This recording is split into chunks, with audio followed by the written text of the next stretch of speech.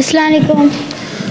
वालेकुम सलाम। सर मैंने आपसे सवाल नहीं करना, मैंने आपके लिए दुआ के लिए कहना था कि आप मेरे लिए दुआ करें कि मैं इल्म में भी हासिल करूं और दीन के लिए भी काम कर सकूं। तुम्हारा नाम क्या है? नैयर अफसाल। नैयर अफसाल। और किनके बेटे हो? मैं ताहिर अफसाल का बेटा हूँ। मेरे अबू पाकिस्तान में। वो क्या करने गए हैं पाकिस्तान? वो पाकिस्तान में, मैं अपने अंकल के साथ यहाँ पर रहता हूँ। अंकल के साथ आए हो? हाँ जी। अच्छा, कितने बड़े थे जब तुम यहाँ आए थे? मैं 12 साल का था।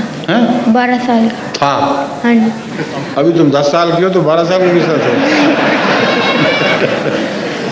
देखने में तो 10 साल के लग रहे हो। नहीं, 13 और साल। 2 साल पहले तुम 12 साल के थे। 13 साल के हो गए हो? हाँ जी। हैं? हाँ जी। तो छोटे को लगते हो फिर देखने में। तो तुम कब से आए हुए हो यहाँ? 1 साल से? हाँ जी। अच्छा अच्छा, ठीक है, जज़ाकल्लाह। बैठो, शुक्रिया।